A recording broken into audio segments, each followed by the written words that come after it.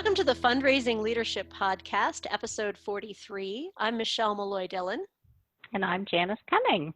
And Michelle, we're excited to have our good friend with us today. Juniper Locilento is with us. And Juniper is the Senior Director of Development at the YMCA of Greater Toronto. She's also Vice President of Public Affairs for the AFP chapter here in Toronto. And she's an instructor in the Fundraising Management program at Ryerson University. So welcome, Juniper. Thank you. I'm excited to be here. Yeah, and we were just, we were kind of laughing. I was saying to Juniper, like, how did we meet? Because I can't remember not knowing you.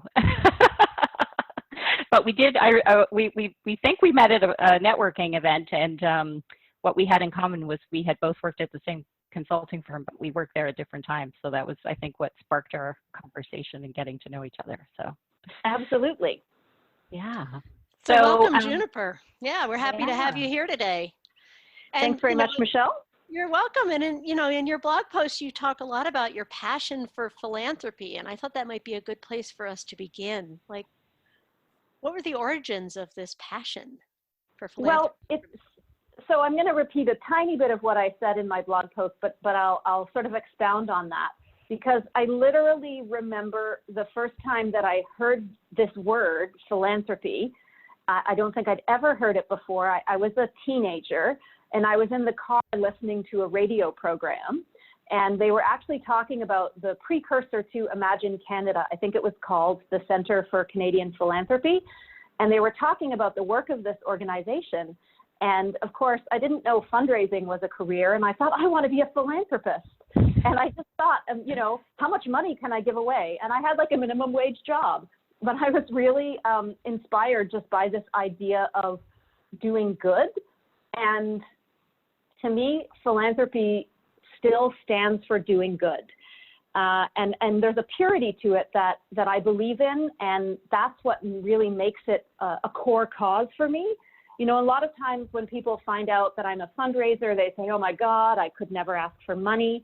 And this sort of sounds kind of hokey, but I think of it as creating opportunities for people to act on their values through giving. I really do. I think about it that way in my own context as a donor, and I think about that as my job as a fundraiser.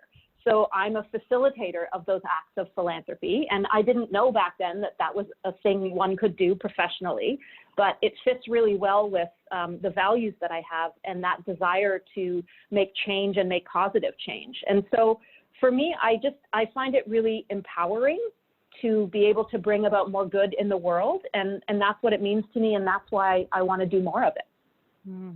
Yeah, and I love, I think we know so many fundraisers who have this passion, right? And I think it's like sometimes people have a passion for a cause, and there are people, I think especially when I worked in consulting, I noticed there are also people who sort of have more of a passion for the sector. And yet what I love about you, Juniper, is like you also then think deeply about like what are the issues in our sector? You've sort of taken your passion and put your critical eye to it. So you unpack some of those in the blog post, but give us a sense of what you see as some of the core issues that we're facing right now. Sure. And I mean, it goes back to this idea that I want to believe that philanthropy is good. And I think there's lots of evidence that shows that it's good, but that doesn't mean that there aren't issues that need to be addressed. So I think some of the issues, certainly at the broad scale, there are some who think that the traditional model of charity is broken and that it's actually not working, and that there isn't enough demonstrable evidence that all of the resources put into charitable work are doing the good and making the changes that we need to see. So there's this parallel of philanthrocapitalism, for example, this idea that you're using market forces to create social change. There's effective altruism of, are you really doing enough good with your money? And I think that those of us who continue to work in the, quote, traditional charity sphere need to look at those other models and think about what we can learn from them, as opposed to just saying, oh no, we're just going to do things business as usual. So for example, the idea of being able to measure and demonstrate your impact it's not an easy thing. There's no question about that. But I think it's quite important for charities to be able to get a handle on that, not only because they need to be able to tell that story to donors, but because they need to know that they're actually moving the needle on the issues that they're committed to working on. So I think that's something that maybe we've learned a little bit from some of those other some of those newer modes that we can do a little bit better in that area. I think also there's a bit of a hypocrisy in the idea that the market can fix problems that the market created. So for example, we know that there are a lot of challenges both locally and globally with equality, but that is as a result of capitalism. So then what is the role of, what should the role of capitalism be in closing those equality gaps when capitalism caused those problems in the first place? So again, I think we have to be somewhat critical about those things. And I can't listen to those criticisms and just be like, oh, I'm just going to go out and get some money from donors and make them feel really good. I actually have to, as you say, Janice, approach that with a bit of a critical eye and think about what am I facilitating not only good through the work that I do, but also perhaps things that are maybe a little bit less than good in some cases. Am I helping to change the status quo in a meaningful way, or am I maintaining the status quo inadvertently? So what has led you to grapple with these hard questions about the role of philanthropy and the role that fundraisers play, Juniper? I think there's a few different things. I definitely think the changes that we've seen in the world, in society over the last 5-10 years, let's say post 2008 crash, and that widening opportunity gap, that's something that I've become a lot more attuned to. I would also say that through my work at the YMCA, I've been here just about 4 years, I've had the opportunity to think a lot more about equity and equality, and thinking about what is my role as somebody with a relative amount of power. You know, what responsibility do I have to share that power? How do I share that power with people? How do I help to break down power structures that are detrimental to some people? So some of those different pieces. And you know, what has led me to think about that? Well, a big turning point that Janice knows about is that I took a big plunge and went back to school in midlife, and just about this time last year finished a master's degree in philanthropy and nonprofit leadership. And I think it's fair to say that I went into the program thinking, oh yes, philanthropy is all good, everything's rosy, and definitely came out with a more critical and more nuanced view. Absolutely, philanthropy is still good, but it's important to see the kind of the underside of it, and the work that I did and the critical thinking that I was able to do in the academic context really helped me to do that and challenged me to do that. I remember there's one assignment that I had, you know, it was some kind of like reading, and you had to summarize and you had to say what you thought about, nothing that complicated. And it was early in the semester, and I got it back and I got a poor grade on it. And my professor said to me, well, you didn't tell me what you thought about it. And so it really forced me to take that leap and to not just regurgitate information, but actually form critical opinions and share them persuasively. And so for me, the rigor of that program was really valuable in terms of kind of moving forward my own thinking. And then I've really tried to take those principles forward. I'm very involved with the Association of Fundraising Professionals, both at the chapter level, the board level, and the national level in Canada. And there's a lot of opportunities there to apply that type of thinking, and also doing my own writing, you know, blogging, all those different kinds of outlets I've found to be really important, so that the work that I do on a daily basis is informed by that critical thinking. Mm. Yeah. You have such a passionate way of talking about putting it into action, right? Mm. And you talk in your blog too about fundraisers must do more. And so I'm curious if you could share some examples where you see this fundraisers do more in action. Sure, and it's funny because I was looking back at that and I was like, well, wait a second, fundraisers are already really busy. I don't mean more like volume. So I'm going to temper that a little bit. Right? Great, okay. I don't want to add like, I don't want to make it intimidating, but I think it's just about thinking of our roles in a slightly different way. So I'm going to use this example, and I'm sure people will be familiar with this because over the course of the last few weeks, there's been a little bit of an almost mini scandal, I'd say, in the US media about Jeffrey Epstein as a donor. And it came to light that a certain institution accepted gifts from him, even though they already knew of some of the things he'd been accused of, et cetera. And they went ahead and they did it anyway, right? And so to me, that's a little bit of like being part of the problem or being part of the solution. And I have no idea what the circumstances were of the people who were involved in this. But on some level, I think it's fair to say that if you're accepting gifts from somebody who's been convicted of being a sexual predator, then you're part of the problem in maintaining those power structures rather than breaking them down. And so that means we have to be able to say no to gifts.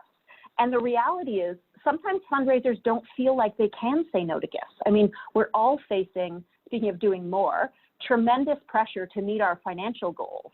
And I think there's a little bit of a disconnect there, because if fundraisers are getting the message that they have to achieve their financial goals no matter what, and that their neck's on the line, their job's on the line, no matter what, well, then maybe we would all find ourselves, okay, not in that particular situation, because that's a really extreme example, but in a situation where we might say, oh yeah, I think this could be okay, or I could make it okay if I did it under these circumstances.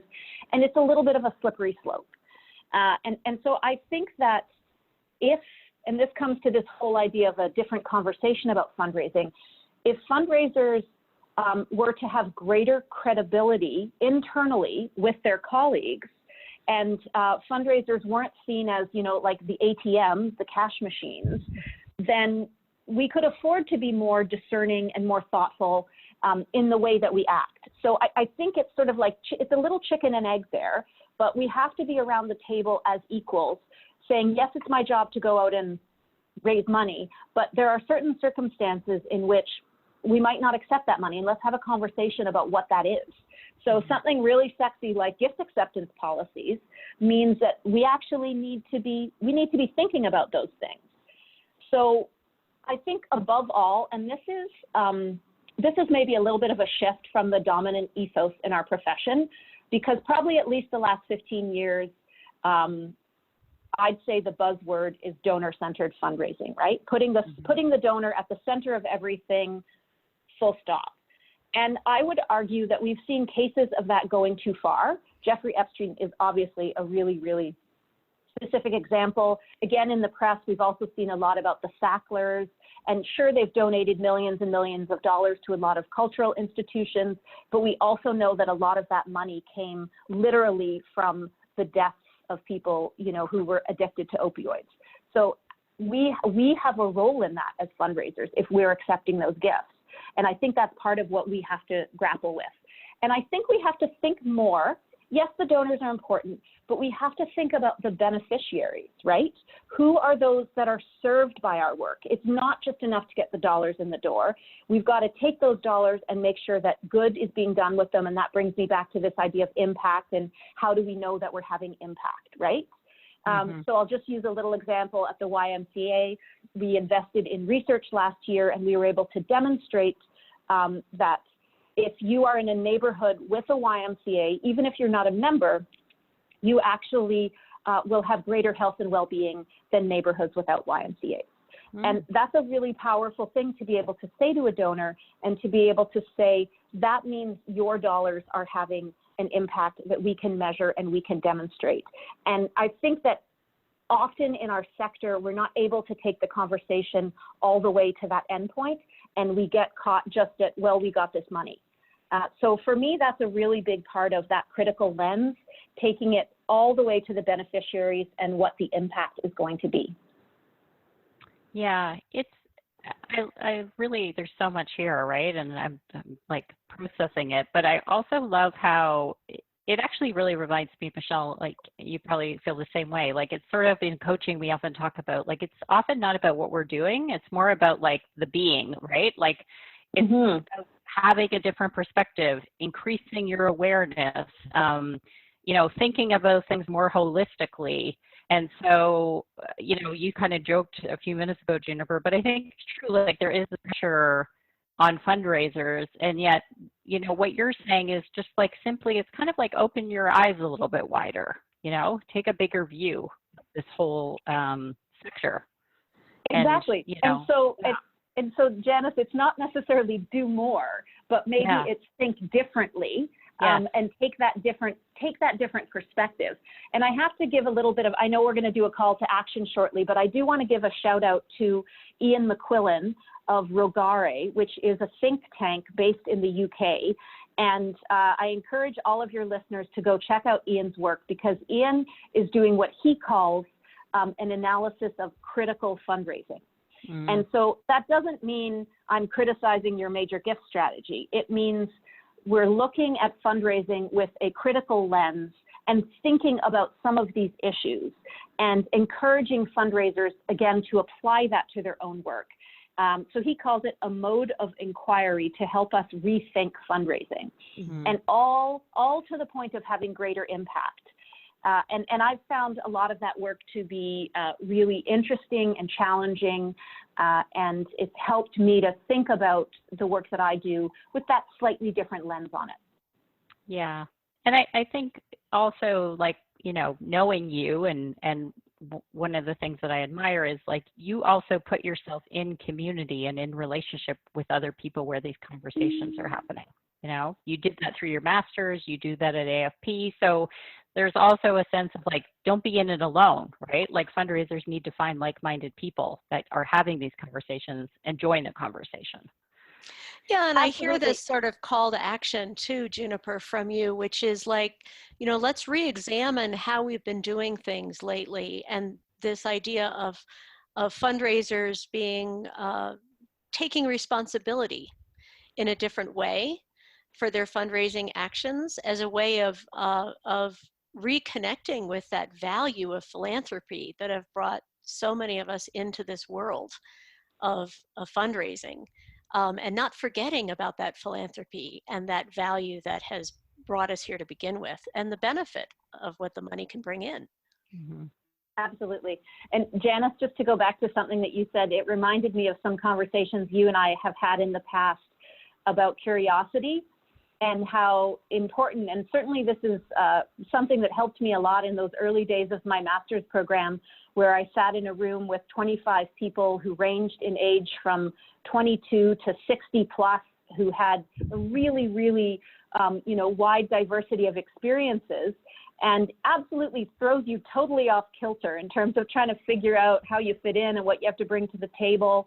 And I went to that table, you know, with curiosity and of this, you know, just kind of that beginner's mind of, sure, I've had some experiences and I know some things, but I'm actually here to learn, not just from the professors and the curriculum, but from the people around me. And that was such an enriching experience. And I agree that there are a lot of people who are hungering for those conversations. And for those who feel like the professional path is just raise more money, raise more money, raise more money, I would say it doesn't need to be that. And I think that that may lead to disillusionment and burnout, which we know happens in our field. But when you can actually engage intellectually and think through some of these challenges and find where you are in these challenges in relation to your own values, then I think fundraising can bring you a great deal of personal satisfaction that might not come otherwise. And so I do think that it is worth that type of examination and that type of curiosity. Yeah. So as you alluded to earlier, we like to give people something to try to bring this in, you know, into action. So I know you pointed to some readings, so maybe, you know, we'll link to the blog post so people can look them up as well, but just give us a sense of, like, why you picked what you picked and what you hope people can get out of doing a little bit more of a deeper dive into this topic. Sure. So I think what I'll say, and of course you can see it all on the blog, is there are a couple of pieces that I had the opportunity to be involved with through AFP. One is called Asking Matters, and the other one is called Fundraising is Awesome. And both of them are in the vein of changing the conversation about fundraising to being something that is more asset-based. Many of us have heard from, you know, friends, family, people we know, colleagues, oh my goodness, I couldn't do that, fundraising is so terrible. Well, actually, those of us who've been working on this, we have a different opinion. We actually think fundraising is awesome. You know, we were half joking when we came up with that title, but it really stuck. And somebody said to me, this is the first time I've ever heard anybody talk about fundraising in a positive way, which was very shocking to me. Yes. But it's this idea of how we can talk about the work that we do and demonstrate the impact that we have using positive language rather than what we've perhaps historically done, which is a little bit defensive and a little bit sort of justificatory and all that kind of thing. So I would suggest you can just Google these. They're both AFP publications. One is Asking Matters. The other is Fundraising is Awesome. And since we're talking about AFP, I'll just also say that the day we're recording this, which is October 1st, AFP Global is kicking off the first ever Ethics Month. People may know that AFP as a professional association has the only enforceable code of ethics in the fundraising profession. And most of the time, I think we think that ethics is this ridiculously boring, oh my God, I only have to think about it once in a while if somebody asks me if I would, you know, I don't know, accept used toys or whatever. But actually, it underpins every single thing that we do. And I'm really excited to see what AFP Global is sort of bringing out over the course of the next month. So if you don't already subscribe to the daily emails, I encourage you to do that. And you can follow along with that conversation. It relates to so many of the things we've talked about today, the scandals that I mentioned, and changing the way that fundraising is understood in the public sphere. All of that is grounded in the work that we do on an ethical basis every single day. And I think we can always brush up on that. So I'm actually pretty excited about what the next month is going to bring in that regard. And hopefully other people will find something there that they can engage with as well. Yeah, that's amazing. And yeah, I want to thank you again for, you know, writing a piece for us and coming on to talking to us, because it does feel like this new conversation is needed. And I know Michelle and I were excited to talk to you about this. And let's keep the conversation going. You know, people can comment on the blog post after they've read it and share also, like, what are they thinking about? What kind of resources are they turning to? So thank you, Juniper. I love talking to you all the time, but this is our first time getting to talk to each other, you know, on a podcast. So thanks for being our guest today. Thanks very much, Janice and Michelle. All right. Thank you, Juniper. Now, I'd like to remind our listeners that if you haven't subscribed to our podcast already, you can find us on iTunes, Google Play, and Spotify. Now go put it into practice. Curiosity.